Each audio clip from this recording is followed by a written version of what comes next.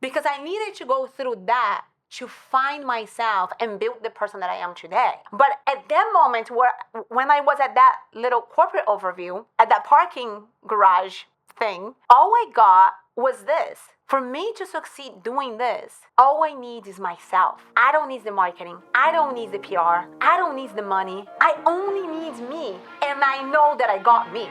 If you're looking for fluff, keep scrolling. If you want the truth about building freedom in this game, we're on air.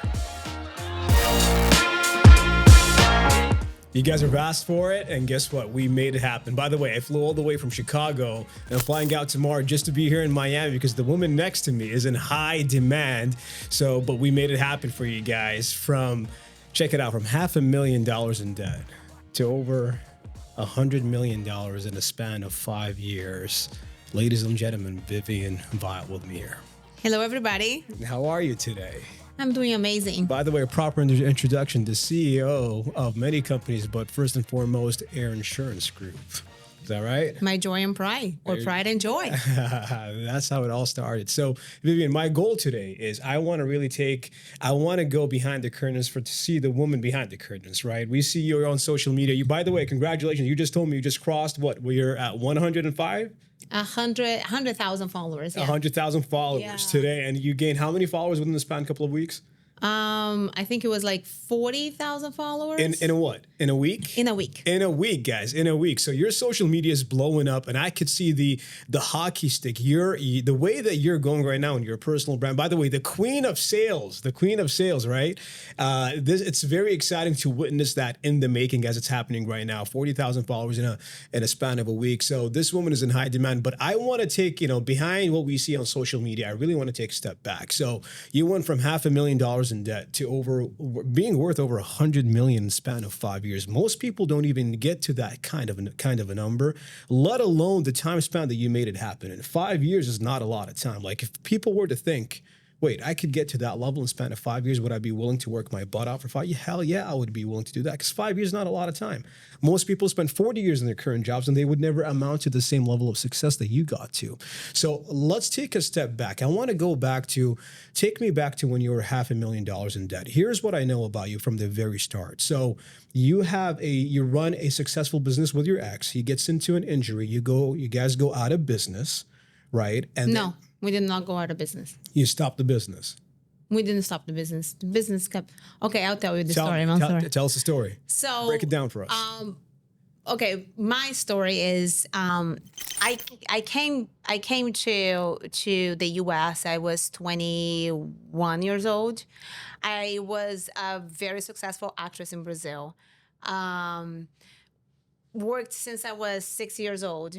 I remember when my first thing with sales was, I was 6 years old and I went to a concert, and this guy was like a very famous singer, and I got some, 6-year-old girl, I got some autographs, and when I got home, I made a little stand outside of my house and I started selling those autographs. I was like, hey, I'm gonna make some money here. But I was always like that since very, very, very young, and I was very successful actress in Brazil, but I was going through film school, and I decided at some point that I wanted to go to film school in LA so I could become a director. Okay. So there was one problem. I didn't speak English. So I had to learn English first. You didn't speak English up to the age of 21? At all. I didn't speak a word in English. I only spoke Portuguese. I had never left the country. So I decided that I was going to go to Canada to learn English, and then I was going to move to LA, so that way I got to experience, both countries and stuff. And so I did that. I went to Toronto, lived in Toronto for 2 years, and then I was about to move to LA. I ended up meeting my ex-husband, and I decided to move to Northern California, where he used to live, because he was a brilliant cold glass sculptor, but a broke one, like living in an RV, eating out of cans kind of thing. And I was like, okay, I'll go over there with you for a couple months before I move to LA. And I ended up getting pregnant between those couple months. So at that point, I completely put my entire career behind, decided to take over his career, because the stuff that he did, there was nothing like it. And had my baby, which is now going to be 15 years old. Shout out to Owen. Next month. I can't believe it. It's It's been 15 years. And I decided to go all in to build his brand. And I did. Within 3 years, he became the biggest cold glass sculptor in the world. And I was just the woman behind the man. Moved to LA, opened his studio, had, created some of these videos. One of them got 200 million views. So he blew up. I saw that video. At that point, it was like the life of my dreams, right? And yeah, one day I got a call. And he was sculpting a piece of glass. It flew on his face, broke his nose, and he had to have surgery. And when he woke up, he was blind. You can't sculpt glass blind. So our life completely changed. Like, we went through a very, very hard time, and but we didn't go bankrupt because we actually did have a mortgage protection policy in place. And that policy actually saved our home, and we had another policy that saved our business. So, but it did, that time did destroy my marriage, and it was a very hard time. A few years later, I was going through a bad divorce. I was going through a custody battle. And when we decided to separate, I had created Viv Storm's Fine Jewelry, which was a jewelry line based on his artwork. And it becomes very messy when you're trying to work with your ex-husband. Sure. And that's when everything kind of blew up, and I had to start again. That was a few years later. That was, 2019, I think. And that's when I decided to open Joie de Viv, which was my dream business. The jewelry line of my dreams. Me and Adriano, which is my husband and the co-founder of AIRE, we traveled the world to research and develop this incredible jewelry line. We put $1.5 million into it. And I assumed that everything was going to be just as successful as the previous jewelry line, that I sold $270,000 in 7 hours in the first day I launched. And it was all pre-orders. I didn't even have the product. So I'm like, I got this, I did this once, I'm gonna do it again. Sure. And I was working with the brightest, the biggest, the best marketing companies, the PR companies and everything. And it turns out it didn't work out the same at all. I didn't sell anything. We sold very little, but barely anything for the first 6 months. That's what I heard. So for 6 months, you went into $500,000. You invested $1.5 million into a company only to go $500,000 in debt. I had $1.5 million saved up. We put everything into that company. We're talking about jewelry. So we're talking about inventory that's 18 karat gold and diamonds and all of that. So we put everything into inventory, building the company, marketing, Facebook ads. My Facebook ad spend was $200,000 a month, and nobody could figure out why it didn't work. Nobody could figure out, I was working with Chamber Media, which is one of the biggest, best advertisers out there. And Stefano would look at me and he would be like, Viv, I don't know what's going on. I mean, we're going to pay to run your ads, should run tests and figure out nobody could figure out what was happening. And that's when and it's a really weird thing because I am not one to throw in the towel. But at some point, I remember me and Adriano just sitting at home looking at each other completely lost. And me going, what are we going to do? Right. Adriano was a structural engineer in Canada, which means he couldn't practice it here in the States. Okay. I was a CEO and CMO since I was 21 years old. And I was like, okay, let's go get jobs. He couldn't work as an engineer. He would have to get a job as a project manager, which is a huge step down. But at that point, we were we just need a job because we're $500,000 in debt. Right. COVID was hitting at the time.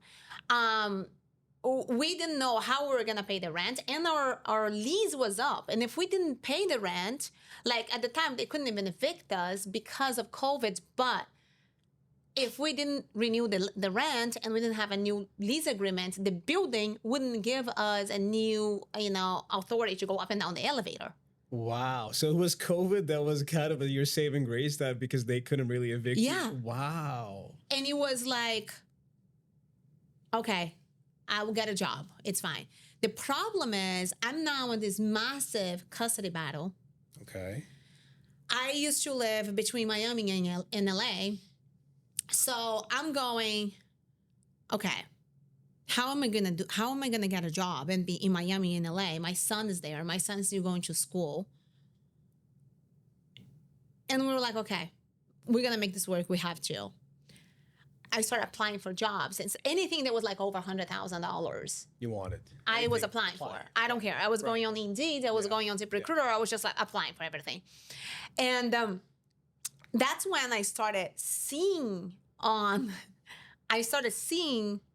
sales everywhere, like all kinds of sales, right? So I talked to people that were like door knocking solar. Had no clue what that was. I talked to people that was like window sales. I talked to people that was credit card merchant, like I got into all kinds of webinars and things, but I kept seeing insurance over and over and over and over again. And then I remember applying for one of these opportunities, and I got on a call with this guy, and then he starts telling me how if you sell $1,000 and you have a comp for 60%, which is where I started at, you making $600. And I was like, what? That must be a scam. There's no way this is real. Because I've seen different opportunities, and there's so many ways that you can do high ticket sales, right? You can be working, selling for coaches. You can be doing, all kinds of things. Sure. But I had not heard one that was like, hey, if you have a 100% comp and you sell $1,000, which by the way, you don't need to sell $1,000. $1,000 is really only $80 a month. You make $1,000. Right. And I was like, there's no way this stuff is real. And then I started like going down the rabbit hole of what we're talking about here. Is this a scam? What is really going on? At the same time, I'm getting invited, because of my experience, I'm getting invited to all these interviews for CEO opportunities, CMO opportunities. And I actually got an offer for a brand new tech company startup over here in Coral Gables. Came to the interview. Interview was great. Went to a second interview. And they gave me an offer, $250,000 to start CMO, to become CEO of the company, because the CEO was the founder and he wanna retire. So that opportunity was gonna allow me to, Get back on your feet. You're $500,000 in debt at the time. Yeah, needed the money. The problem is that I'm a maniac. And I have to be passionate about what I'm doing. And I had never worked for a person in my life that wasn't myself. Okay. And on the other hand, there's like a little angel here and there's a little devil here. And the little angel is saying, go get the job, you need to pay the rent. And the little devil is saying, hold on a minute, but what about that insurance sales opportunity? And I needed to know more, because I was like, I can't take this job without knowing. And at the time, this company specifically, they had a corporate overview in Palm Beach. So I was living in Miami, and they had a corporate overview in Palm Beach. And my husband is like, are you nuts? They offered you $250,000. You have never really made $250,000 like in a salary ever. Like, what are you talking about? I'm like, no, let's just go check this thing out. So we go to this corporate overview. We get there. It's a parking garage. And there's a little room on top of this parking garage. And this guy that was trying to recruit me tell me, hey, go over there and talk to this guy. He's a friend of mine. And it's his corporate overview. I'm like, okay. So we go up. And I get there. And there's all these people. They're much older people than me. But one thing I knew for sure, I was never specifically in sales before. I didn't have like sales experience, but I was the owner and CEO of an art publishing company, of an art gallery, And I was the person that was selling my ex-husband's artworks to every single one of my galleries and every single one of my private collectors. Sure. So even though I wasn't per se in sales, Right. I'm in sales. Right. And I used to sit down with my private collectors and sell a $250,000 piece of glass Yeah. in 45 minutes. You just didn't look at yourself as a salesperson. You're the CEO. But Yeah. nobody does. Right. Nobody does. Like if you are a teacher, you don't think you're in sales. Of course. But right. you're selling on your students every single day on the future that they can possibly have if they do some things. If you were a mom, you don't think you're in sales, but you're selling your kids every single day on the person they can be if they do certain things. You think your wife, you think you're not in sales, but you're selling your husband every single day on giving you his credit card so you can buy something nice this weekend. Everybody's in sales. Everybody's in sales, you know? So I just Such a good realized at that point that I was like, oh my God, I've been in sales all along. And I'm a really good salesperson. Who do you know that sells a $250,000 piece of glass in 45 minutes? I don't know a lot of people that can do that. I did. And I realized that I did, not because I was trying to sell. I realized that I did because I was so passionate about what I was doing. And passion sells.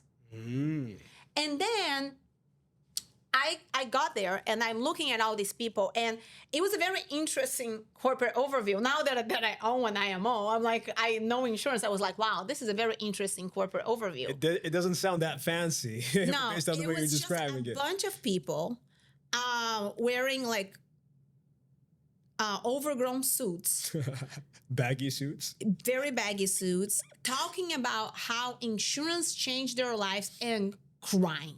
There was a lot of cry. Really? A lot of cry. And I'm looking at all of that, and they were older people, right? So I'm looking at all of that, and all I'm thinking is, if they can do $250,000 selling insurance in their first year, and this is not like, this didn't, let me just clarify this. This didn't come from like, I'm better than them. Not from an egotistical way. Yeah, Right, it wasn't ego. It was just like, if they can do this, why can't you? and I was selling $250,000 piece of glass in 45 minutes because I was so passionate about it that it kind of became a mission for me. If they can do 250 in the first year, I can do 500. And that was all I need. That was all I needed. I didn't need anything else. I didn't need to hear what they were saying. I didn't need them to convince me that the opportunity was great. I didn't need a higher comp. I just needed to believe. And I think that at that point, very, very interesting things happen when you are like drowning and you are at the bottom of the ocean. You either die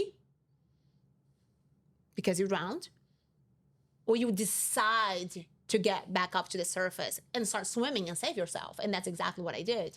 So we got out of that, corporate overview. And my husband's looking at me like I have 7 heads. And I'm like, I have a smile. And he's like, no. He knows what you're thinking. We already. were in a parking garage. Yes. How do you trust these people? And I'm like, I don't trust these people, but I trust myself. Trust me. And I trust my ability of turning this around. And everything that we just heard, I heard one thing. Whether we succeed or we don't succeed here, it's up to me and me only. And you need to understand that Why was that important to you? it was important to me because I was coming from a place where I did everything. I put all of my money. I was working 20 hours a day. I was literally investing into the marketing. I had a badass PR company. I had a massive article written about me on Forbes. You know, my product was incredible. Everything we did for the jewelry line was done. You did everything right. Everything was right. And it didn't work. It didn't work. It wasn't because of me. It wasn't because I didn't have the work ethic. It wasn't because I wasn't working hard. It wasn't because I didn't work the hours. It wasn't because my product. No, Mansoor, that jewelry line was like if I was a painter, if I was an artist, like it was like I was, Michelangelo kind of thing. It was like You're still amazed of how it didn't work it until was- this very moment. Everybody is. Nobody understands. Now I understand why it didn't work. Because I needed to go through that to find myself and build the person that I am today. Interesting. But at that moment when I was at that little corporate overview, at that parking garage thing, all I got was this. For me to succeed doing this, all I need is myself. I don't need the marketing. I don't need the PR. I don't need the money. I only need me. And I know that I got me. Wow. That gave you a sense of relief, huh? That gave me a sense of freedom. Because if I win, it's my fault. If I lose, it's also my fault. So Adriano, being the engineer that he is, which is the best thing, Right. we just You guys are a perfect balance. 'cause we're he's the perfect analytical balance. side. Yes, Right. yes. Adriano is like, I don't know. here we go again, And I got home. I turned down the $250,000 offer. And the other thing as well was that if I took that offer, I wouldn't be able to see my son. Okay. And I also knew that I would need a lot more than $250,000 a year to be able to fight for my son, to have my son. Because at that point, things were so bad. I remember a few days after I actually got my license for insurance, certain things happened, and it was a bad fight. And I remember me sitting in my bedroom floor and calling every single possible attorney in town. And that day, I talked to 10 attorneys, and every single one of them told me, pick up your bags and go back to California. There is no way you're going to win this battle. There's no jurisdiction. You cannot have your son in Florida. And you're going to waste hundreds of thousands of dollars. 10 attorneys told me this. 10. And I'm like, I'm not going back to California. And I'm not giving up my son. And I knew that I needed money, desperately needed money to fight that battle. And I knew that job wasn't going to give that to me. You knew that 250, although that's a big number for most people, that wasn't even enough for you. Is it a big number? Because, I have to pay 37% in taxes. Mm-hmm. And then you live in Miami. Right. And then we have $500,000 in debt. And on the other hand, I'm going over here, and these people are telling me that they made $250,000 in their first year, and they didn't have the type of backgrounds that I did. And maybe they didn't have the work ethic that I did, because I know that, if I decide to do something, I will do it. And now I'm an overachiever. So I'm like, it depends on me. Okay, so I don't need to sleep. I don't need to eat. I'm going to make it happen. I become obsessed with it. Right? So for me, it was like, I got me. Wow. There's no way this can go wrong. And when I got home, I started studying for, this was a Friday. I started studying for my state license. I got my license in 4 days. The next week over, went to the field for the first time. Adriano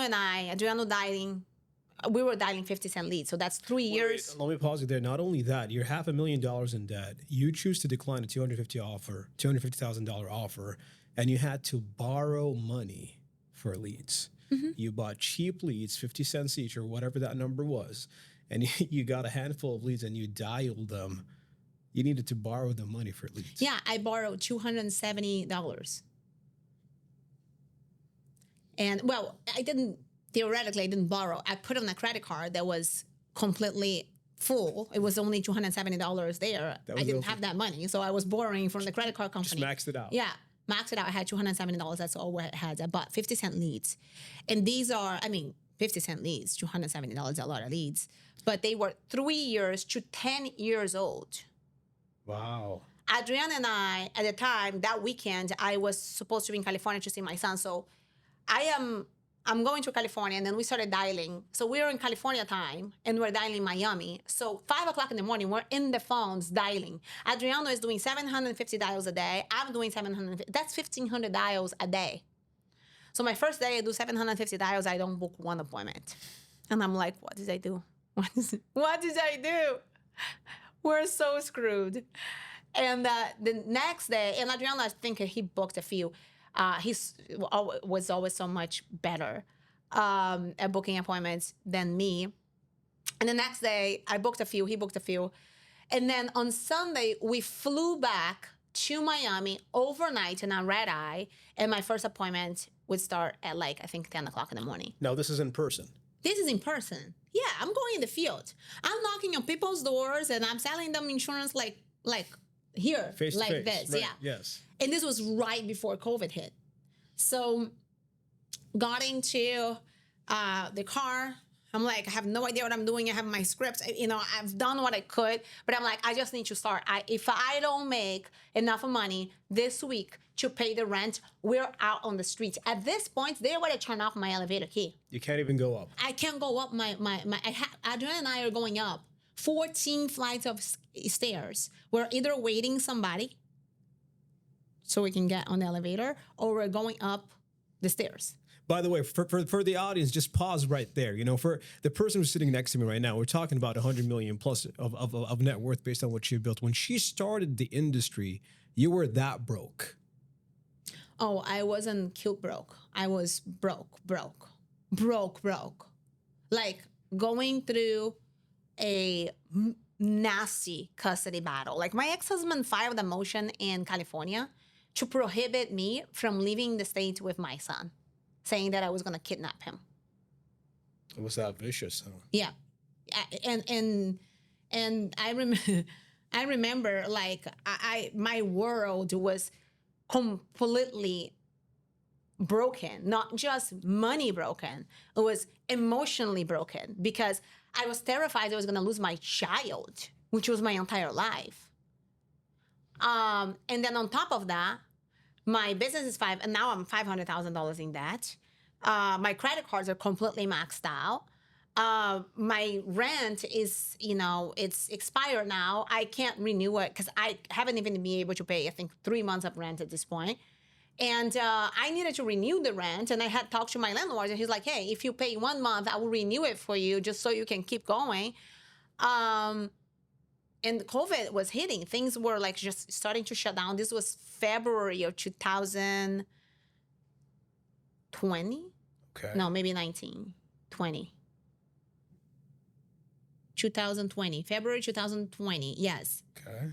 And I was broke like ugly broke, like drowning in the bottom of the ocean broke. And nobody knew. My mom came to visit, I think in November, and she's sitting at my dining table and she just thinks my life is wonderful because everybody just thinks you have the life that you see on Instagram. Sure. And I remember that Christmas, I was telling them about that. We were talking, this is a joke now, but some of our best friends, Marcia and Vanessa, they're Brazilians and we love them to death. And we had met them before. Yeah, you met them. So we met them that Christmas, 2019. Okay. And they were friends with another dear friend of mine. And she's like, hey, I'm going to invite these friends of mine to come over because I invited her and her family over for Christmas. And the thing is, Adriano is Italian. So, and Adriano is a chef, right? Like he's not really a chef, but he is. Italian, by the way. Yeah. Not the fake Italian, the real Italian. So if you know the Italians, when we do when they do Christmas, it's like a 7-course fish dinner. With langoustine and lobster and like prawns and very expensive food. So I invite this friend of mine and her family, and she's like, hey, you know, can Mars and Vanessa come? You know, we'll help out. And I'm like, yeah, sure. Everybody can come. How many people is it? Next thing you know, it's like we're doing a Christmas for like, I don't know, 10 people. And it's all like very expensive seafood. And we didn't have money to buy the seafood. So we are putting those things on a credit card. And you look on my Instagram, I live a perfect life. Are you kidding me? What building was this by? This is Edgewater? This is This is in Edgewater. This is Yeah. in Edgewater. Beautiful apartment right in the water, the view of the Bay of Miami. But we had no money like for any of that. I know how that feels, right? But we still did it. We still put in the credit cards and we still delivered the beautiful Italian dinner. And today, you know, Marcia and Vanessa, they're very, very, very close friends. And they go, I cannot believe we wanted to help you pay for dinner for Christmas and you didn't let us do anything. And I cannot believe you didn't tell us. And we're like, yeah, we didn't, because we had to make it happen. We had to pull it through. Nobody knew what was happening in our life, but our lives were just upside down. Wow. Upside down. And we were still trying, right? We're still like pushing with the PR and trying, like, you know, and all kinds of articles coming out about Joie de Vivre and about Vivian and about all these things. So I started dialing. Adriana and I started dialing. I started running appointments my first day in the field. I got in my car, up all night from LA to Miami. I get here, I get in the car, I get my thing, and I'm like, I'm gonna make this happen. I got this. Yeah. Right? And then I go to my first appointment, no show. I had 7 appointments. I go to my second appointment, no show. And I'm talking about, I'm going Palm Beach, Homestead, Broward, All over now the back place. to Homestead, all the way South Miami, and then back to Palm Beach. I'm driving 300 this and miles, this and 300 miles a day. And third appointment, no show. Fourth appointment, reschedule. Fifth appointment, it's just a whole no show all day. And then my last appointment, I get there, it's still light. And I had just moved to Miami a few months before, so I didn't understand the areas. And I go to this area. I think this was Miami. I think it was North Miami. I think it was North Miami, Miami Gardens. I don't remember. I know that I pulled there. I'm still driving my fancy Mercedes that, you know, I used to drive when I was doing fine. Yeah. And I park on the grass right in front of the house. And I'm like, okay, Vivian, you got this. And I parked the car, I go in and I walk into this guy's house, and he was like an older gentleman. And there was stuff everywhere. He was a hoarder. And one thing that they teach you when you were going in the field is that you gotta sit on the kitchen table. Sure. If they tell you that you need to sit on the couch, no, you direct them to the kitchen table. Right. The kitchen table was covered with prescription medications. Oh my God. There was no kitchen table to sit at. So I started freaking out already. I go sit in the couch because it's the only place that I could sit. And there was a gun in the couch. And I just look at that gun and I go, I don't know what to do. I open my stuff, my file, and I go, okay, I'm just gonna read the script. I'm just gonna like remember the script, Vivian. Remember the script. I do my role and purpose. I go through my why, and this guy is high. He is high on weed. And he's like, I pull some options for AIG, for like guaranteed issue, because he was so sick. Yeah. And then give him the options, and he says, well, think about it. I'm like, okay, you go ahead, think about it. And then I get my stuff and just get up and leave. When I get out of the door, there is probably 7 guys standing around my car. What? Yes. And I was like, I'm going to die today. It was a super rough neighborhood. I had no idea. There's people selling drugs on the corner. I was like, I'm going to die. This guy gets his gun, walks me to my car, and literally shoos these guys from away from my car. And I was like, oh, the gun saved me. Thank God the gun saved me. You know, and it wasn't like an older gentleman, probably around I think he was like 75 years old. And yeah, he had to have a gun at home because he was in a really rough neighborhood. I get into my car. I just start driving, crying. I call my upline at the time. Sure. And I say, he had a gun in the couch. I almost died. What did I do with my life? What is going on? And he's like, why did you walk in? I said, I need to pay the rent, John. I need to pay the rent. And he's like, well, next time don't walk in.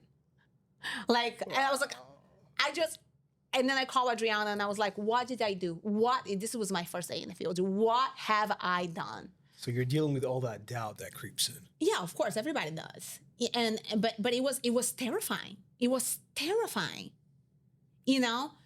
And I got home, I sat in the shower, like on the floor of the shower, because that's my favorite place when like I just need to let it out. And I cried for 2 hours.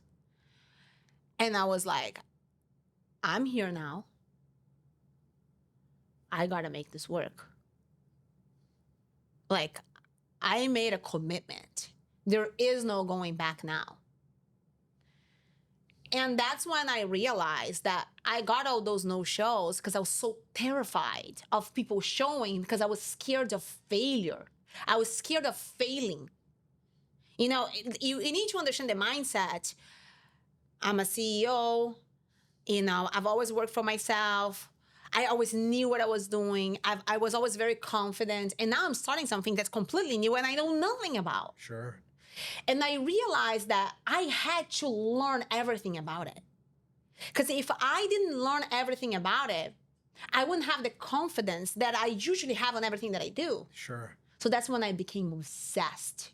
And I told myself the next day, I said, Vivian, you're scared, and that's okay. You're going to do it anyway.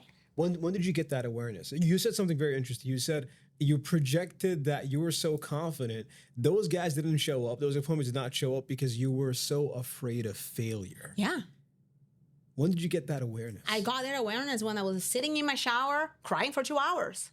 Because I was just sitting there. I was like, we just spent the entire weekend booking these appointments. And it's normal when you're brand new agents, when you have no idea the tonality or how to say, you know, your script and what to say. It's no, and I'm dialing 50-cent leads. So the easiest thing that is gonna go into your mind is, oh, it's 50-cent leads. These people don't want insurance.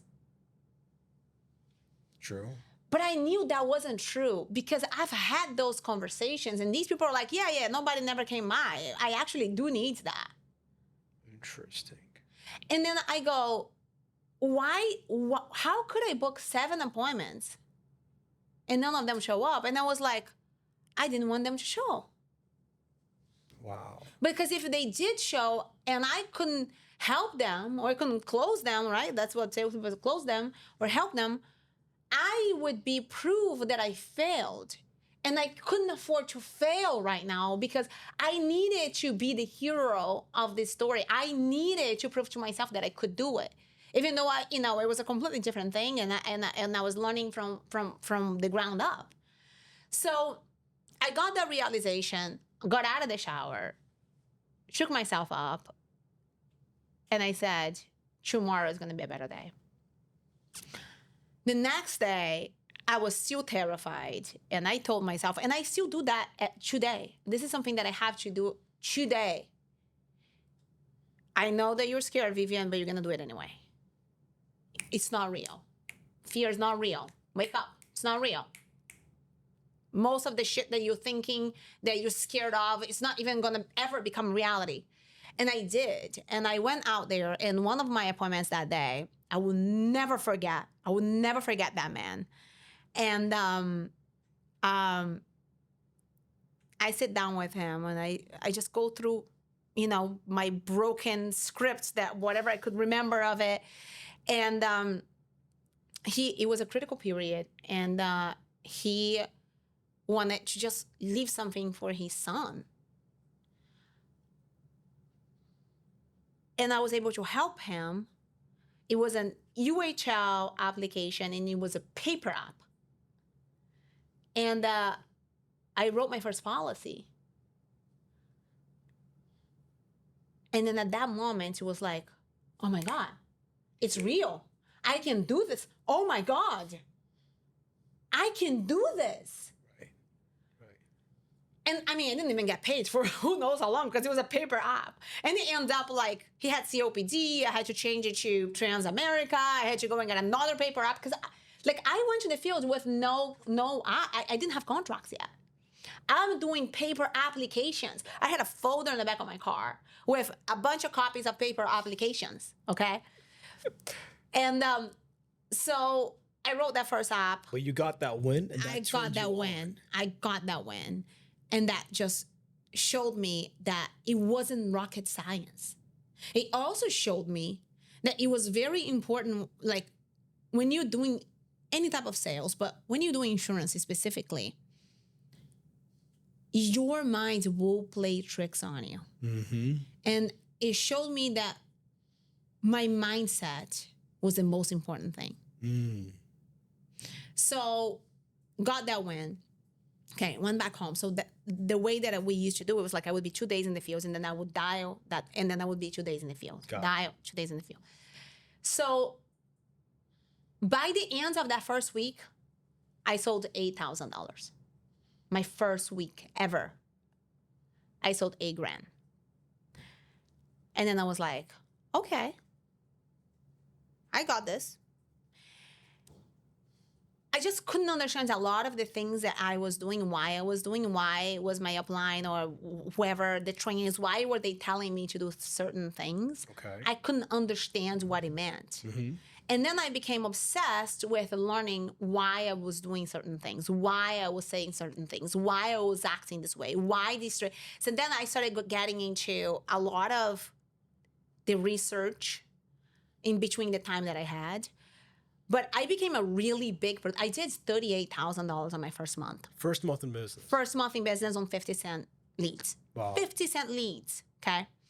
And I was also obsessed with getting brand new leads, what they called back then like A leads. I was obsessed with getting them. So I was like, I need to become really good real fast so I'm allowed to get these magic leads, right? That makes life a lot easier. So you're allowed to get them. So you're not allowed to listen. No, I wasn't allowed. I wasn't allowed to get, I couldn't even apply to get the good leads until I was doing a certain amount per month. So anyway, I go $38,000 my first month. And the next thing you know, COVID hits. Now everybody starts talking about, oh, you need to go on Zoom. What is Zoom? Right. Zoom? Oh, e-apps. No carriers had e-apps. Yeah. That wasn't a thing. I remember those days. So now everybody, the entire leadership of the company that's supposed to know everything, is supposed to train everybody, they're like, we're going to try this out. We're going to test this out. And what I did was like, okay, let's figure out what Zoom is. And let's figure out. And then next thing you know, I started just struggling badly. Really? Badly. So you finally got the hang of the field, and then COVID happens. And then you got to go I'm trying virtual. to figure something completely new out, and nobody knows how to do it. So there's all these things, and then I'm like, I get so frustrated. I go like a week, couldn't sell anything. And it was all because in my mind, I'm saying, no. I have to be in the field to be a producer like this. Mm. And then at the end of that week, I'm like, you know what? I don't care what they're saying about this COVID. I'm going to call my clients like I did before, and I'm going to book my appointments. I'm going to go in their home. Really? I was so messed up in the head. And I did. I picked up the phone. I started calling the leads. I booked the appointments. I went to their home. And I got no show left and right, just like I was doing on Zoom. Because in my mind, it was like, well, nobody knows how to use this Zoom thing. That's why people are not showing up. And then in person, nobody's showing up. And then I remember sitting in like the sidewalk in front of this client's home, putting my head like my hands on my head and just like started crying. I was like, oh my God, it's all gonna fall apart. It's over. And that's when I picked up a phone and I called my upline at the time and I said, what is going on? What do I do? and then he said, Vivian, you need to protect your mindset.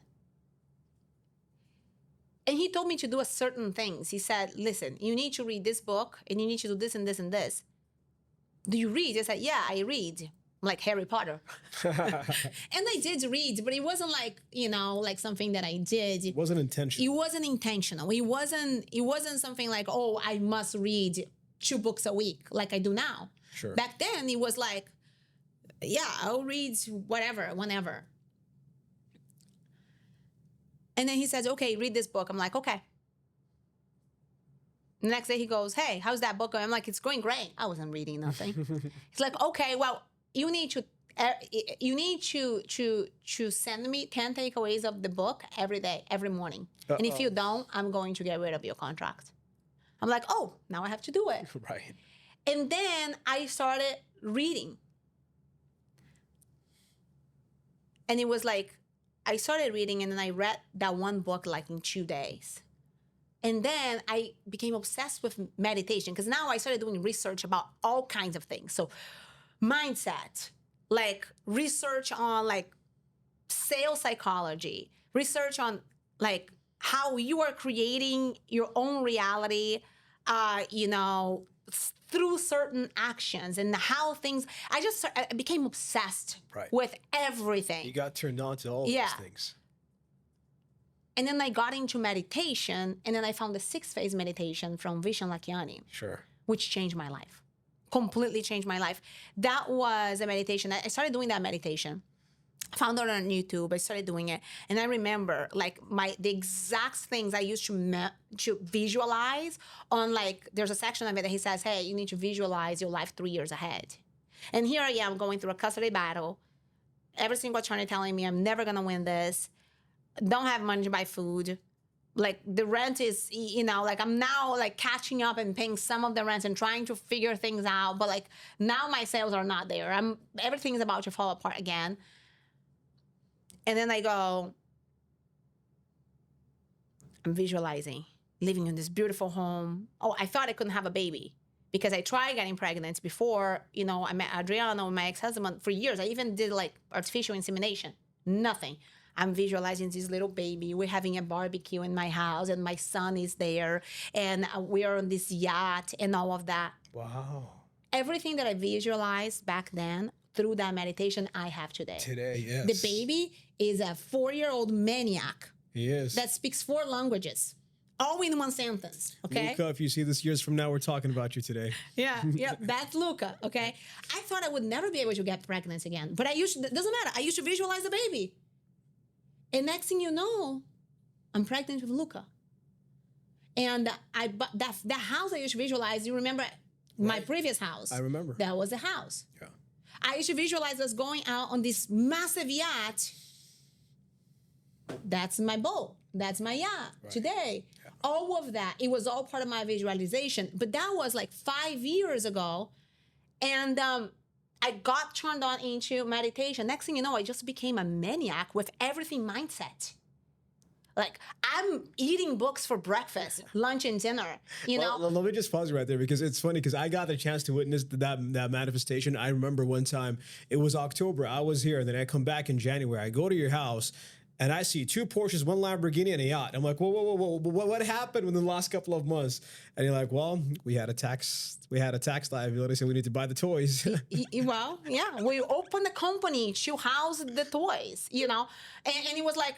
It's not like I had to, like I wanted to, like I don't need all of that. It's a business now, but my tax strategist told me to, and it's crazy. But I used to visualize all of that, years ago. Back then. And it all started with the 6-phase meditation. It's the craziest thing. So at that point, I realized, okay, the fact that people are not showing up, it's not because it's in person or it's on Zoom. It was you. It's because I'm creating all of this so let me do this. Let's create something different. And then I became obsessed with becoming the queen of Zoom sales. And then I created the entire system on how to do mortgage protection sales on Zoom. Next thing you know, I am doing $65,000 my second month in the business. And then I think it was like 4 months in, somebody came in, recruited me to go to a different company. This great friend of mine. And changed companies. And my first month there, $107,000. My biggest month. That's 6 months into the business. $107,000 in a month. By the way, for the listeners, when you say you wrote $107,000 in a month, give us a rough idea. How much do you deposit in a month like that? I got deposited that month, I think, maybe 100, maybe 130.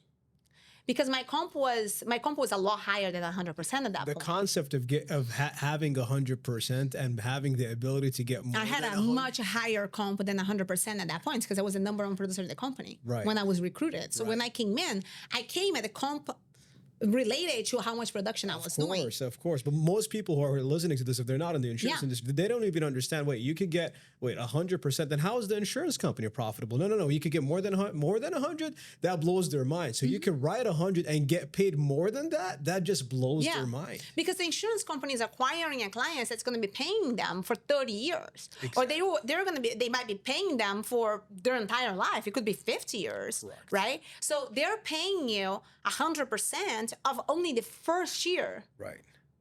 That's it. Right. That's why they pay you so much money. Right. And that's why a lot of people go, oh, I'm in high ticket sales, or insurance is not high ticket sales. I'm like, okay, so hold on a minute. You're telling me that you're in high ticket sales, and what do you sell? They're like, oh, we sell courses. Okay, how much are the courses? $5,000. What's your commission? They go 10%. I'm like, so you're making $500 when you sell a $5,000 course. Okay, let me just tell you something. Here, I sell $5,000 a year premiums all the time. That's going to be $400 a month. So if I sell a policy for $400 a month, that's a $5,000, close to $5,000 a year.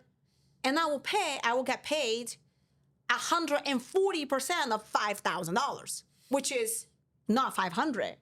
So what is high ticket sales again? Right.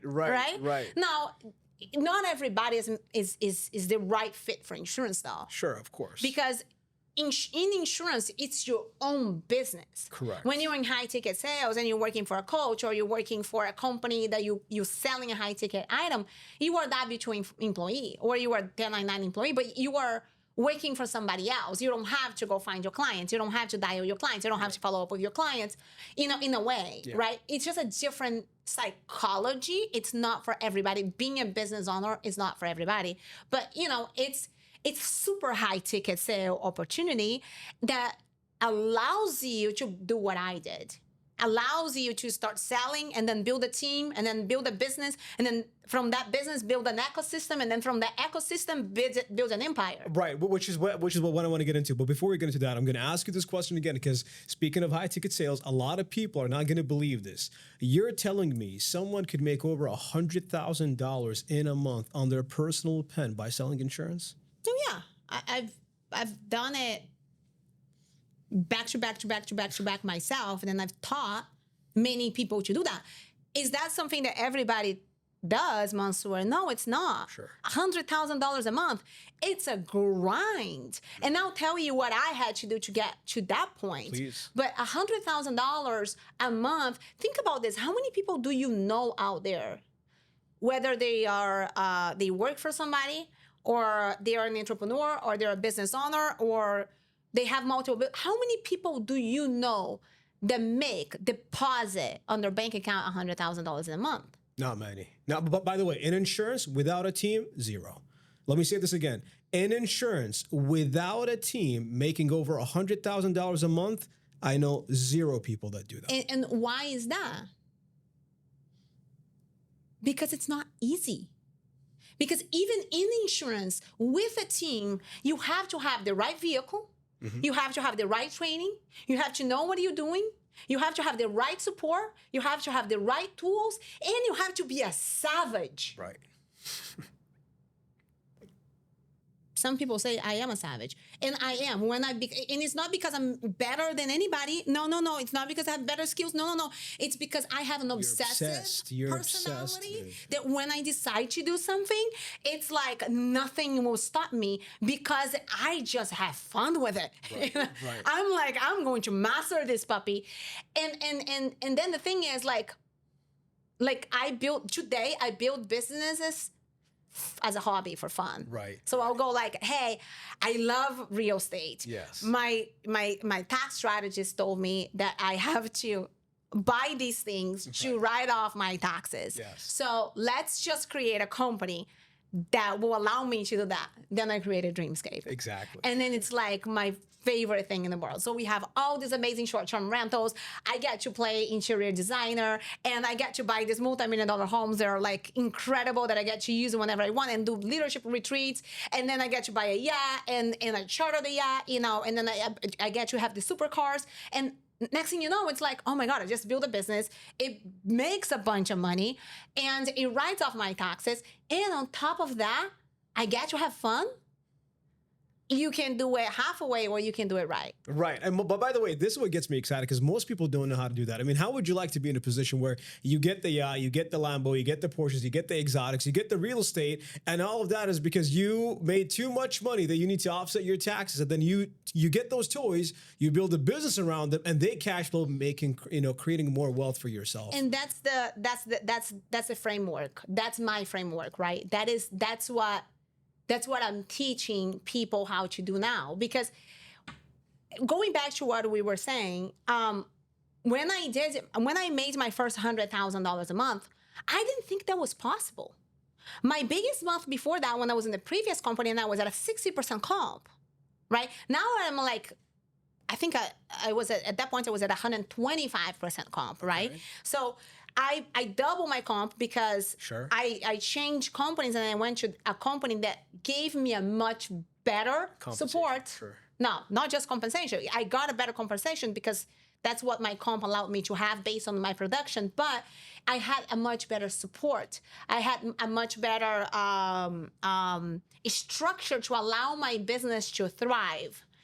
And that's why I went there. It wasn't even because of the comp, but now I have this comp, right? Now I go, okay, I'm going to go to the field and I'm going to keep doing what I'm doing.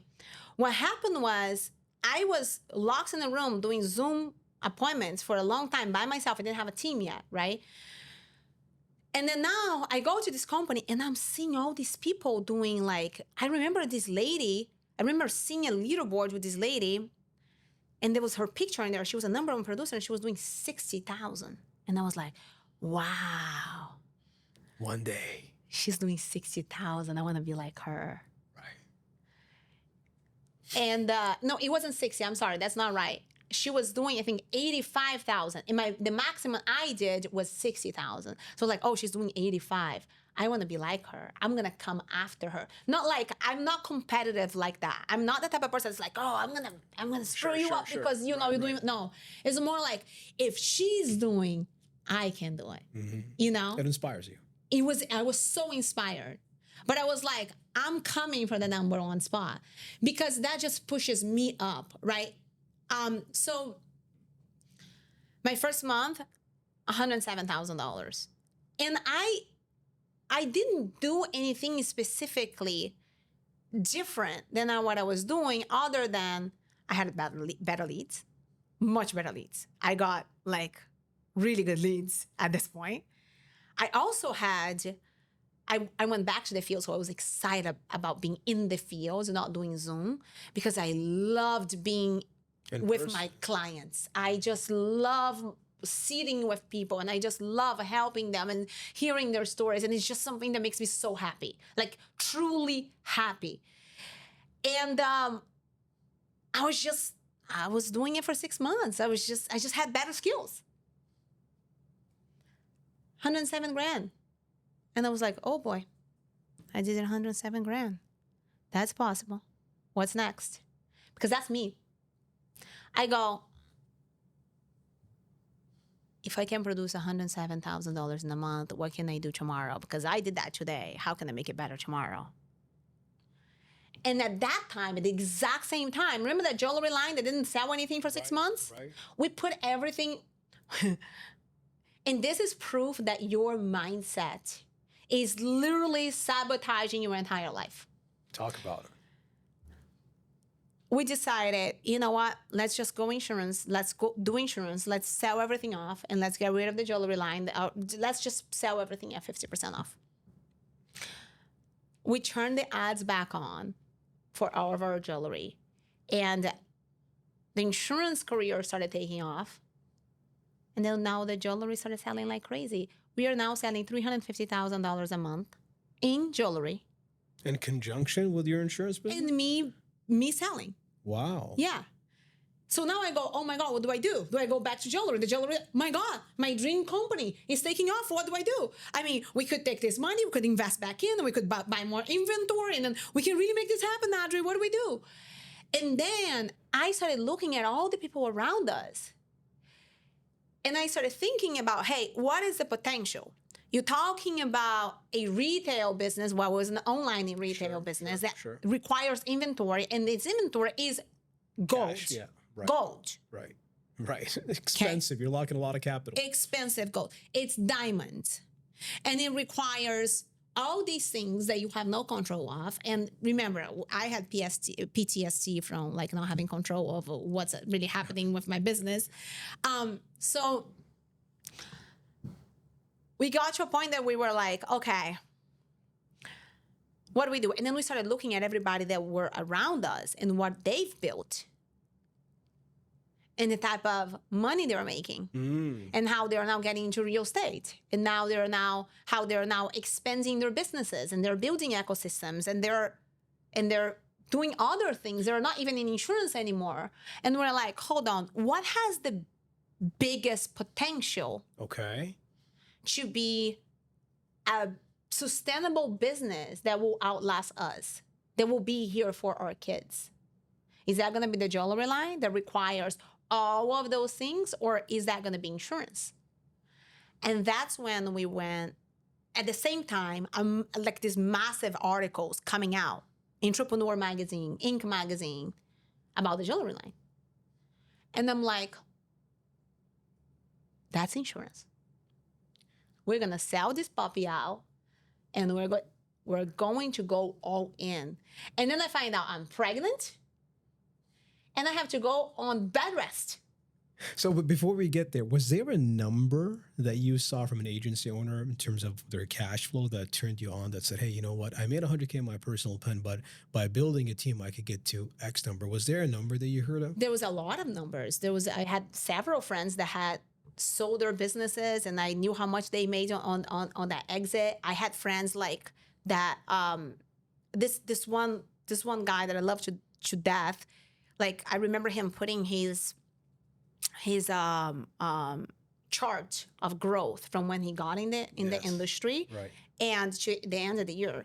And then I took a screenshot of that chart, and I put it in my fridge. Every single day I would see that. And I was like, I'm going to hit $1 million in 12 months once I start building. Now, I'm not even building yet, right? Mind you, I was just a person producer, me and Adriano. So I'm like, once I start building, I'm going to do what he did. Because if he did, remember, like, it's all like, if he did it, I can do it.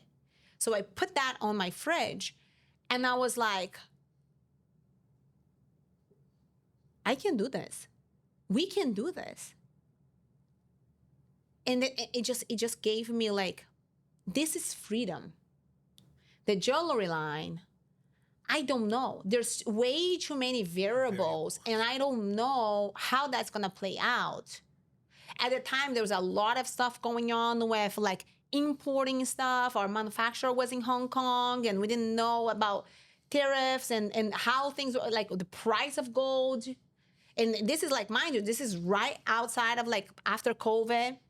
So anyway, I find out I'm pregnant. So here's what I want to focus on before you get to that part, because you, at that moment, you decided to go on a run, right? Most people that get into this industry, Viv, they get into it and they leave. If they actually perform, most people leave within 12 months because they perform, they get the chargebacks and they say, hey, you know what, that's not for me. Or they don't even get there and they leave.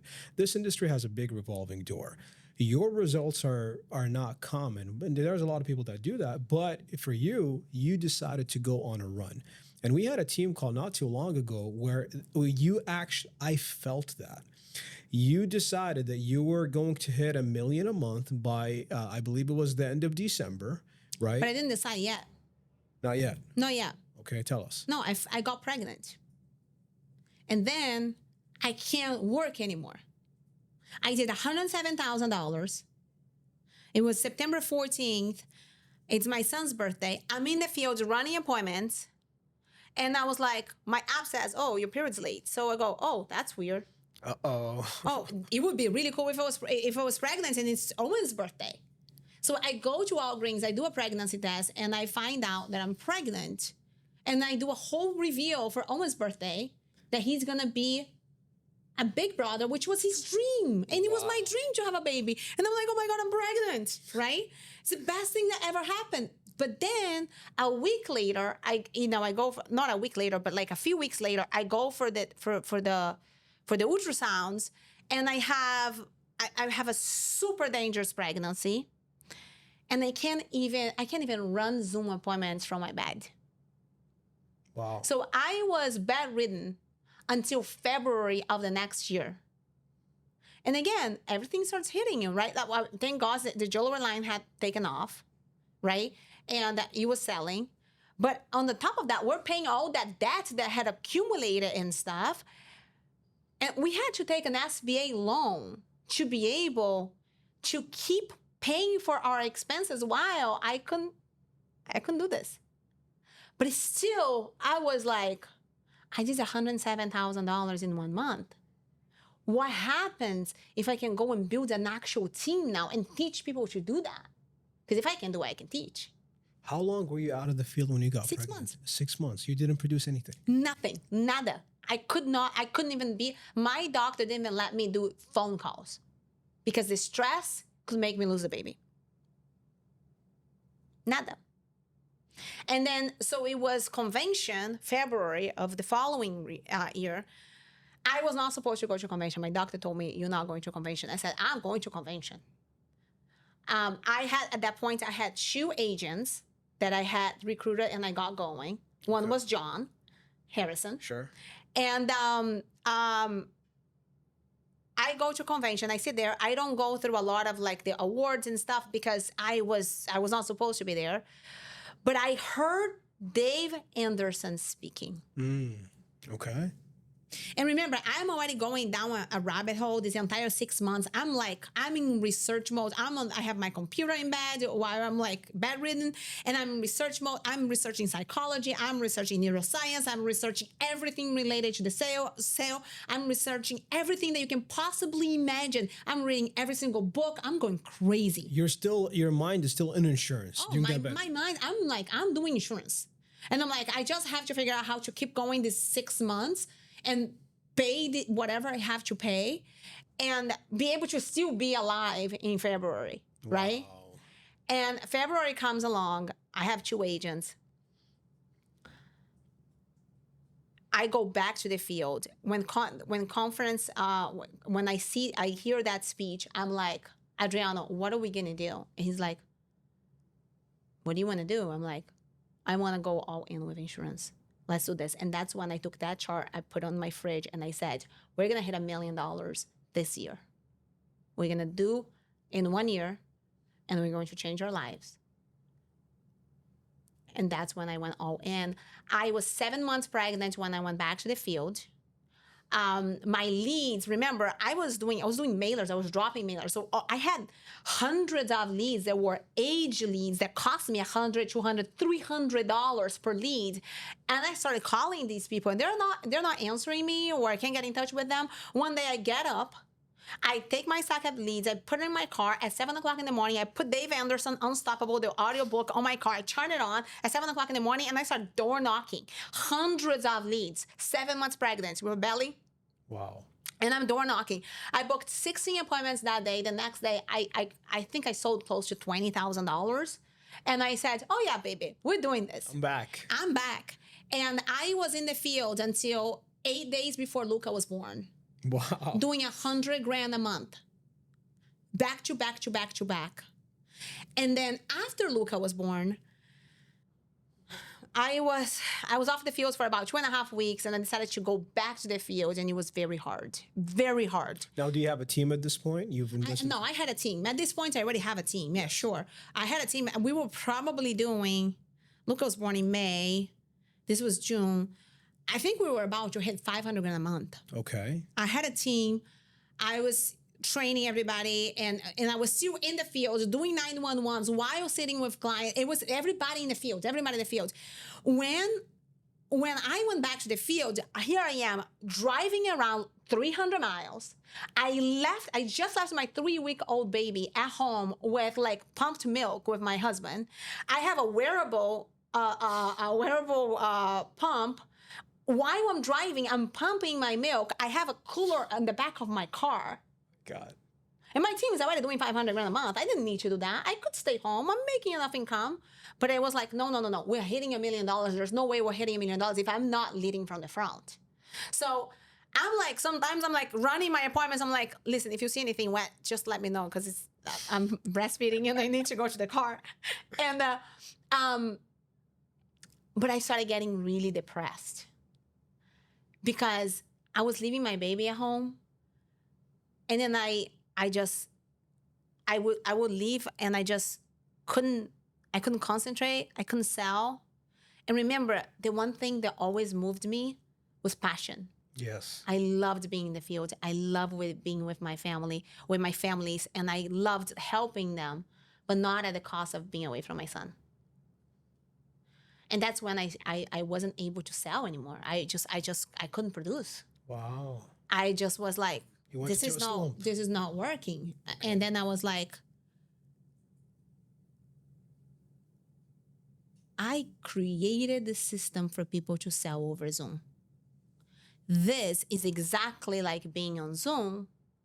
The problem I had with Zoom is that I always felt like when I was working from home and selling from home is that the walls were closing in on me because I was doing alone and I wasn't seeing people. So what I'm going to do is I'm going back to Zoom and I'm going to move everybody in my team to Zoom so we can all work together on Zoom. And that's what I did. One day I came home, I canceled all of my appointments. I told my clients, hey, I have COVID. I can't come and see you. Let's do it over Zoom.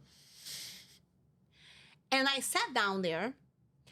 I started selling on Zoom. My first week back on Zoom, I did $30,000 in a week. In a week? In a week. Okay. And mind you, all of my agents are still in the field. Now, all of my agents go, what? How'd you do that? I've never sold at $30,000 in a week. And I'm like, okay. So I started slowly taking one by one and pulling them, putting them on Zoom with me. And then we would be on a Zoom room. I would have my clients over here and I would be doing my appointments. They would be watching me doing it. Boom. That's they would the be training. watching me Live doing training. It. Yeah, they would be watching me doing. Now, everybody's like, I'm not driving 300 miles anymore. What am I doing? I'm literally doing the same thing, but I can do it on a Zoom. Next thing you know, within a month, I'm not doing $100,000 a month anymore. I'm doing $150,000 a month. I'm doing it all live. I'm holding my baby in my appointments. My clients love that. My agents will be like, Viv, this is not right. Why? You're cheating. You're using that baby to sell more insurance. I'm like, I'm not doing anything. The baby's just hungry. So I would just I'll hold the baby and I would just show my baby off to my clients. And my clients love the baby. And I would be running appointments sometimes until 1 o'clock in the morning, Mansoor. And I was happy.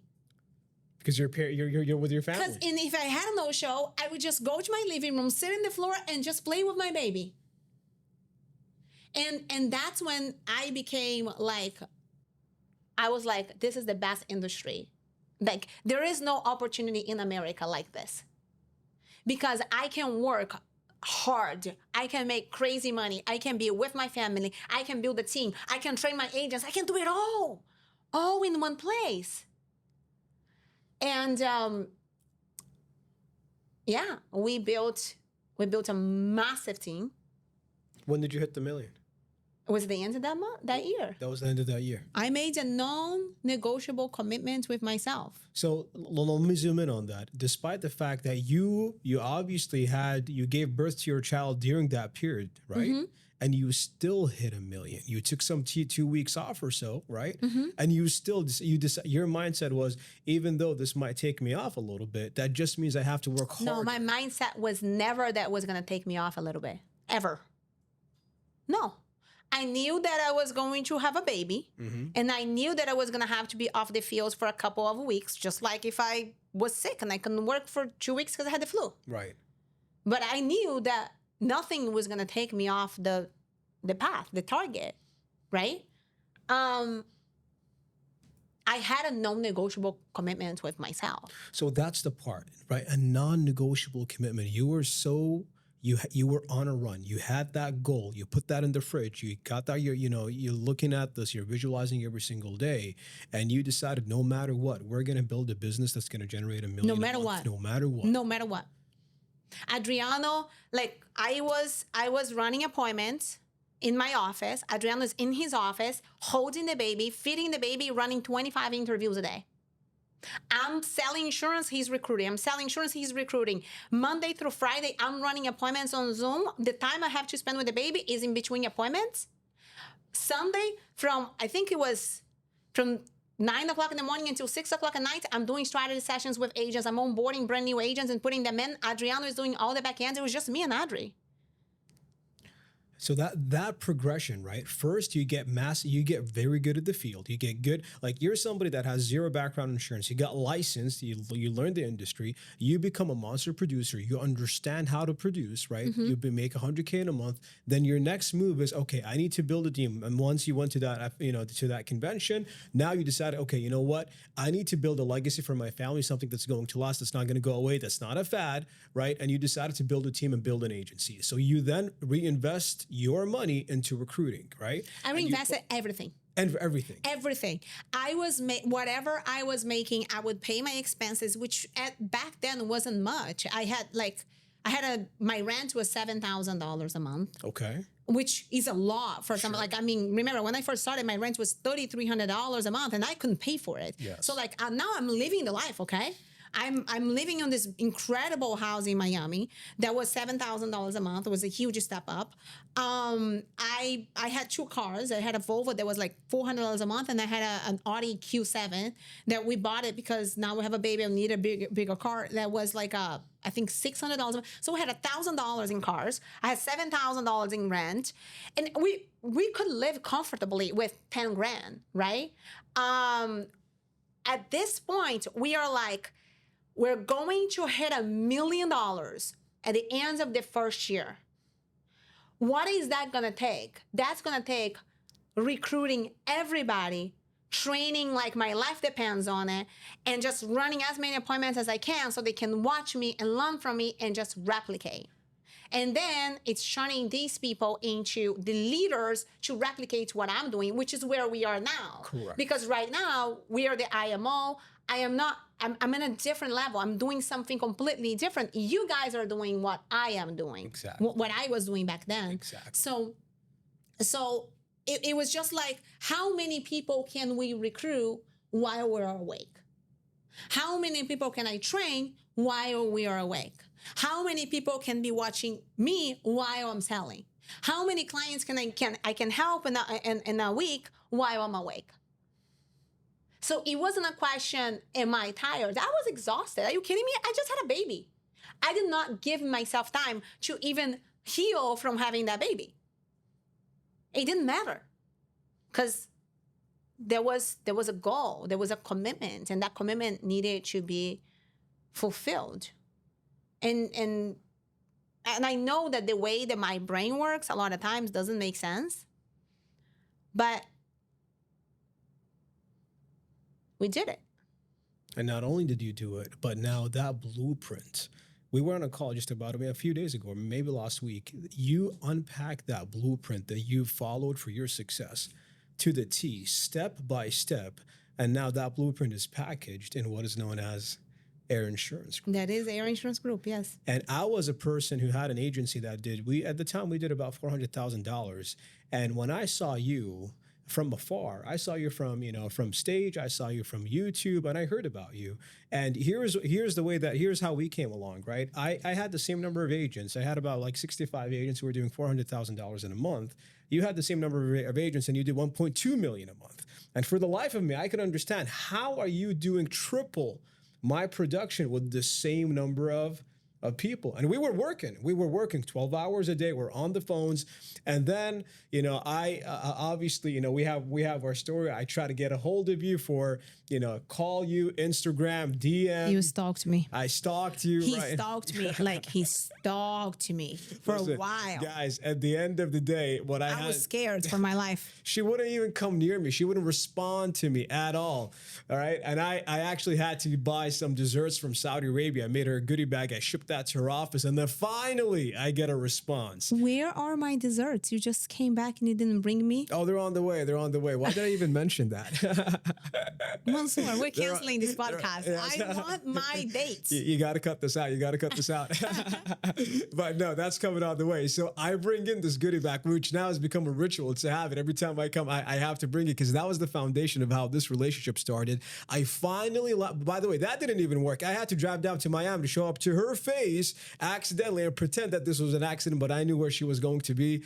And I showed up and then she said, "Hey, since you're here, why don't you just come to the office?" And I'm like, finally, right? And then we end up in her office. And when I walked out of her office, it was me and David, one of our top managers in the IMO. We walk into her office and when we left, he looked at me, I looked at him, and we couldn't unsee what we saw.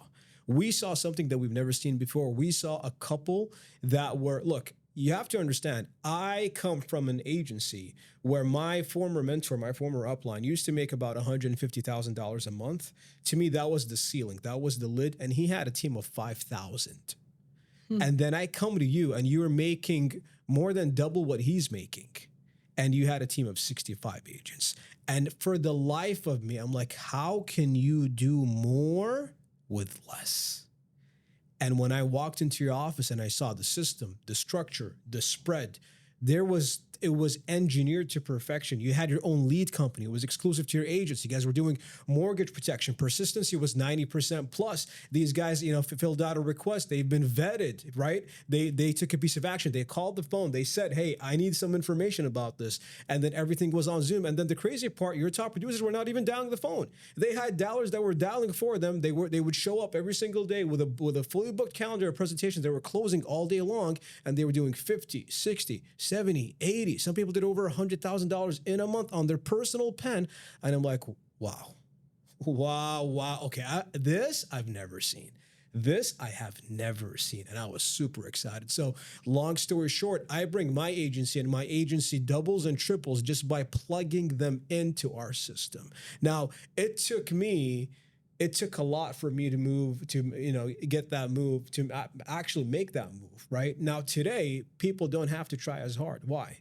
Because we have our own IMO, right? Today, that blueprint is literally at the disposal for anybody that is willing to work and could come here and get that blueprint for free, right? What you did to go from 0 to 100 million in the span of 5 years, found insurance being the foundation. A lot of people who are listening to this right now could come in and plug and play and follow your exact same Yeah, but I think that it's also very important to point out that this is not an opportunity for everybody. Correct. I feel like this industry has been tarnished with a lot of bad behavior, with people trying to take advantage of the industry and the amazing things that it has to offer, or even trying to cheat. Like, how can I create a cheat code so I can? And it is an industry that we created a system that allows you to do the right thing for the right reasons. If you're here with the right what's the words? Let me think about this word. So with the right mindset that it takes to do what I did, to do what you guys are doing. It's not everybody. Because the way that we run things is very different than a lot of IMOs out there. And it's it's meant to be that way. It's by design. So the thing is, you know, I look at a lot of industries out there and I look at a lot of people, and a lot of people want what we have, but most of them are not willing to do what it takes. It sounds very motivational to hear my story, but most people that sat in that couch and the gun was right there would have quit that day. The motivation and the inspiration is really cool, but the question is, do you have what it takes? You know what I'm saying? So, and that's the thing. Like when we decided to go ahead and create AIRE. We wanted to create the CO Team 6 of insurance. And it's not for everybody. It's not. It's just not for everybody. It's for the people that are willing to go the extra mile. It's for the people that are willing to do the right thing. It's for the people that are willing to do what it takes to have the 90% persistency. And if you just go the extra mile, if you are just coachable enough, if you understand that you're going to have excuses, I have most amount of excuses you ever meet. The difference is that I realize I have them, I put them aside, and then I tell myself, hey, remember what you're here for. You can't have success and have excuses. You got to pick one, right? And then go all in. It's also something that's for somebody that understands this is their business. They need to know that you have to take accountability for your actions. Whether you succeed or you don't succeed, it's on you. And that is not for everybody. It's just not. So, but if you do have what it takes, if you do understand that you're gonna be like creme de la creme, you know, you have to be like the best of the best. You're going to go through hardships. You're gonna have to figure out how to figure it out as you go. Nobody's gonna hold your hand and do it for you here. There is a blueprint. We've created a blueprint. And what I've done, me and Adriano did, and what we're accomplishing today, 5 years later, is available for anybody to do. The question is, do you have what it takes? Are you willing to go through the trenches? Are you willing to go through all of the hardships and the obstacles you're gonna have to conquer and the things that we had to go through to be able to? Are you willing to, you know, be driving around 300 miles with a wearable pump? I mean, you don't have to do that anymore today, but it's just an example of the things that I had to go through. Like now I'm telling this story and it sounds really inspirational, but buddy, I'm sorry. Like filling up those milk packets and putting in a cooler in the back of my car, thinking my 3-month-old baby is at home and he doesn't have mommy because I'm here doing it because I have this purpose that I need to fulfill. It's heartbreaking. Right. Most people want the Instagrammable story, but they're not willing to go through the things that it took to create that story.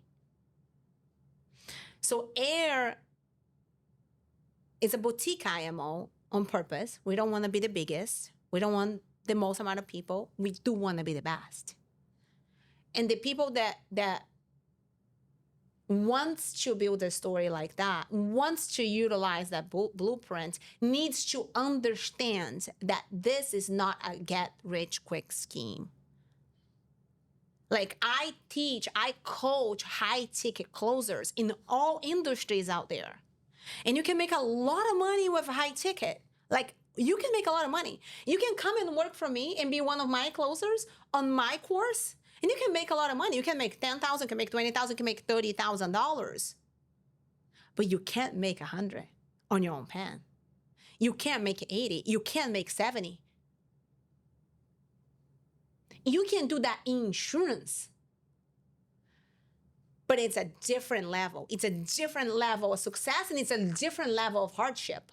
It's a different requirement for success than working for a coach, than working for, other opportunities that you have out there. So I like to talk about this because I think the biggest destroyer of dreams is broken expectations. So if anybody wants to come over here and work with AIRE, they want the success, but they don't have the right expectations of what it takes to get to that success. So it's very important to just put that out there. I appreciate you for sharing that. Viv, it sounds to me like you're on a crusade. You're on a mission. You've been in this industry, you've seen everything that's bad in it. You have a video that went very viral, and in that video you say sales is not about pressure. Sales is not about manipulation. Sales is not about, pushing people to do something that they don't want to do. Sales is really about getting somebody to cross a bridge that they were too afraid for them to cross on their own. And you've seen this industry, you've seen many companies where people at the top make all the money. There's a revolving door at the bottom. People come in because they want to change their lives. They end up with more debt, right? And you come here and like, hey, we're going to do this very differently. We're going to have high persistency, clean business, and we're going to teach you the proper way of selling, which is not selling in your own words. Not selling. Stop selling. That's not helping you.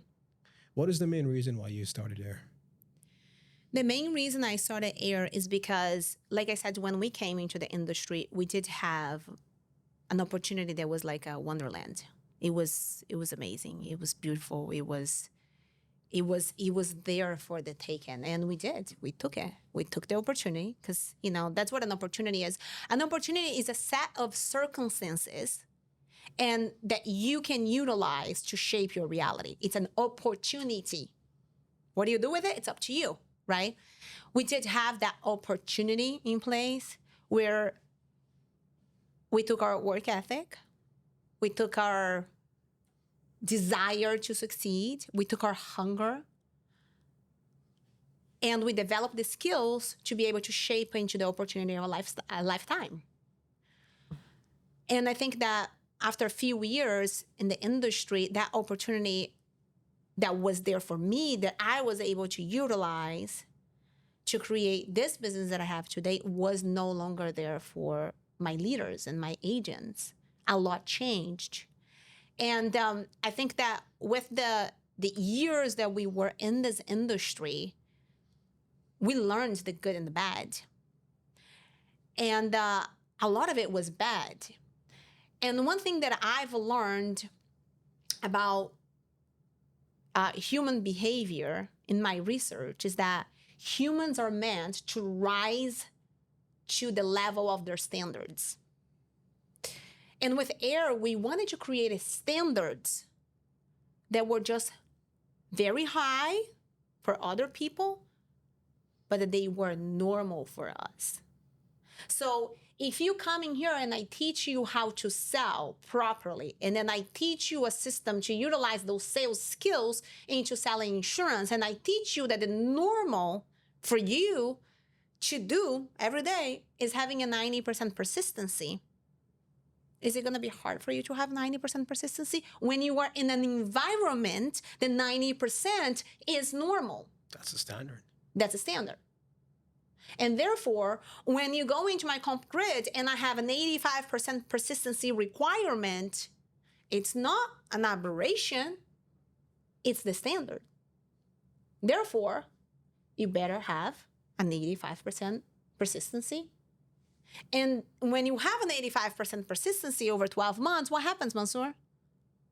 You're the most profitable in the business because the standard out there with other companies is 60. It's mind-blowing to me in an industry that if you don't have persistency, you don't get paid. Right. You are operating on loans. Right. You don't get paid until 12 months after you make that sale. Right. And people think this is an ATM. Let's go over there and make some money and get some money out of the ATM. They forget that if they don't take care of those clients, they need to pay that money back. And then when they don't pay that money back, what happens? The upline has to pay the money back, and now their business is over. Nobody talks about it. Nobody talks about that. What you just said, nobody talks about it. Nobody talks about it.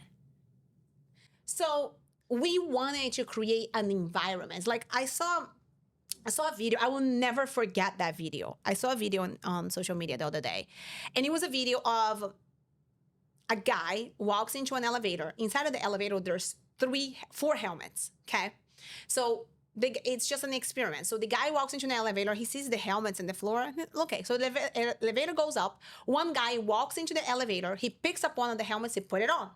Okay. The elevator goes up one more floor. Another guy walks into the elevator. He picks up the other helmet. He puts it on. And then the guy that's walking there, he doesn't know what's going on. He's looking around and he's like, why are these people putting helmets on? What's about to happen?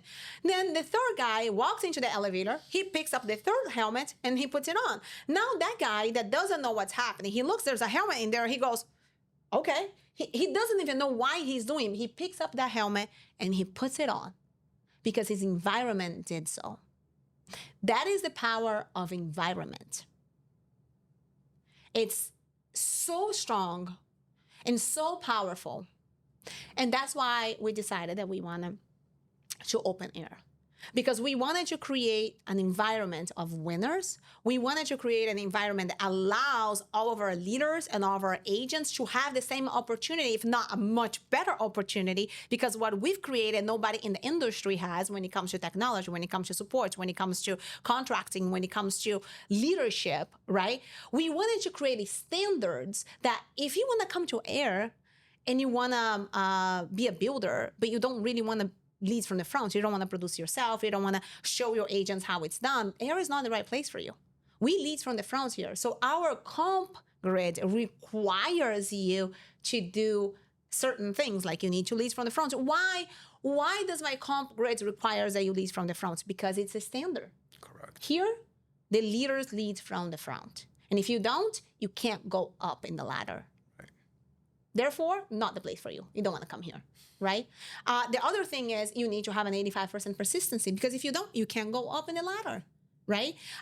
You have to have your first level of being a builder. You have to have 5 top producers within your agency doing $25,000 a month. Why? Because if your agents are not doing $25,000 a month, you're not teaching them to do $25,000 a month. They're not making money. If they're not making money, they're going to leave you. When they leave you, what's going to happen? You're going to get roll up debt. Roll up debt. That's right. So what we did is we took all of the things that allowed for us to create a ultra successful agency, and then allowed for us to create an ultra successful ecosystem, and then it allowed for us to create a very successful empire, and we package it up into standards. And when you teach people and when you train people to have the right standards, and those right standards are very high standards, then you're creating a movement. And then you're changing lives at a very, very different level. I love that. Viv, and there's so much. I'm just so excited, and I'm honored to be here, by the way. Before I ask you my last question, I've learned a lot from you just during this sit down over here. There's a lot of layers in what you said. Clues for success. Just going back to your story when you were in that garage and you knew that this business relied on you. Having that confidence and faith in yourself, you knew that if it was up to you, you're going to make it because you were in control. That's number one. Being able to see, having the financial awareness, hey, 250 was not going to interest you enough. You needed something that's going to bring you a lot more in order for you to achieve the type of lifestyle that you want. So you went away. A lot of people would be seduced by, hey, give me 250 today. And you were thinking even past that. That's number 2. Number 3, you also talked about having the ability to stay around your family. Family is a recurring theme in everything that you said. You could be a mom out there, you could be a dad out there who's gone, from their family. But you mentioned I needed a place where me making a lot of money did not mean that I didn't have a relationship with my kids. Right? So there's a lot of different clues for success that you brought on today. And I hope that I'm sure that the audience, the audience gained from this. You went into depth about your story, your struggle. And I know there's a lot more, but your story is a story of resilience. Your story is a story of relentlessness, of not relenting whatsoever, regardless of what happens. And you have a goal in your mind, and no matter what happens, you're going to make that, you're going to turn that into a reality. So being in business with you just to let you know, rubs off on me. So I appreciate you for that. Last question for you, Viv. What does the future hold for you? I know you're working on a lot of different stuff over here. So what's going on with the Queen of Sales? Well, what the future holds for me, I mean, there's a lot going on right now, but I'm very excited because I think we hit a place within AIRE where a lot of you guys are just really coming out of your shells and just leading the company, leading the agents, leading these movements that I'm so freaking proud of, saying that, together we were able to put together. I actually, what's on in the future for me? I think I finally got to a place that I can spend more time with my kids. The sales queen is blowing up. So I want to make a lot more content to educate people out there on what is the power of sales, the power of what that has done for me. I'm actually launching my master class in the next few weeks here that we're going to be teaching entrepreneurs, business owners, high ticket sales professionals, and anybody that wants to utilize some of the things that I learned and that I put in place to be able to create the life that I have today into their business. And it doesn't necessarily need to be in sales or in high ticket sales, because what I've learned, all the research that I've done over the last 5 years, I was able to package it up into frameworks. And those frameworks, yes, it was the framework that allowed me to build AIRE Life, and then allowed me to build AIRE Leads, and allowed me to build Vortex Virtual, and then allowed me to build Dreamscape, and then allowed me to build La Libertad, and then all of the companies that we own today, and it allowed me to build AIRE. But most importantly, not all of these companies are in sales, right? So it turns out that if you master the concept of sales, aka influence, you can master anything in your life. So for me right now, I'm just very proud that I get to see my kids getting up and becoming adults and just taking over, which is you guys, the leadership at AIRE. And I'm just really excited about teaching people how to find freedom through sales. That is what I'm very excited. And so we're gonna do a lot through social media. I'm actually right now, my team is setting up a speaking tour where I'm going to start talking about that. I'm working on a book. That's exciting. Yeah, I'm very excited about a book. And there's I'm launching my podcast, Bosses, Not Beggars. Oh, nice. Bosses, Not Beggars. Is this the first time you announced it? Yes, it's the first time. We're launching the Sales Queen podcast, Bosses, Not Beggars, which we talk about that. I'm going to literally be unpacking on that podcast a lot of the struggles and a lot of the things I had to overcome to go from being a beggar to being a boss, right? And so there's a lot of things in the works. So the best way to know and follow, just follow me on social media, Sales Queen, Vivial, V-I-W-E-I. They're going to put my thing, V-I-W-E-Y-L-L. They will put it over here. And I'm just excited because I got into this industry so I could have more freedom. I could have more time with my family. And I can say that 5 years later, I think I got to that point that I have more freedom. I worked my booty off. I sacrificed a lot.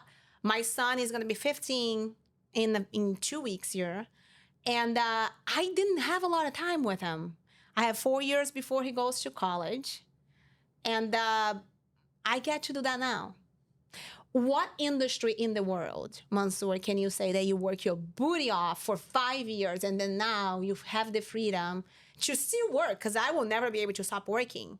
But to be able to live the life that you always dreamed of. Starting and work from nothing? From anywhere. Starting from nothing? I don't know any. Exactly. So that's where I am. And I think that I just hope that's an inspiration for anybody out there, no matter where you are, okay? No matter where you are. If you are struggling, if you are going through a really hard time, it doesn't matter how hard it is. I just hope that that's an inspiration that if I did it, you can do it. You can do it. Anybody can do it. It's not easy, but it's possible. Well, there you have it, guys. If you wanted to know the woman behind the sales queen, we kind of removed the curtains today. The founder and the CEO of AIRE Insurance Group. If you wanted to get involved with us, you know what to do. Just reach out to us. You know where to find Vivian, obviously on social media. Follow her. She gives a lot of different gems in terms of sales and otherwise and marketing. Definitely make sure that you follow her. Follow me for more information and more content. Viv, it was a pleasure. Thank you so much. Thank you. Thank you for paving the having way me. for all of us. Yeah. Yeah. Well, you guys got it. Let's go. You're making it happen. Let's Thank you go. for having me. I Absolutely. appreciate it. Let's make it happen.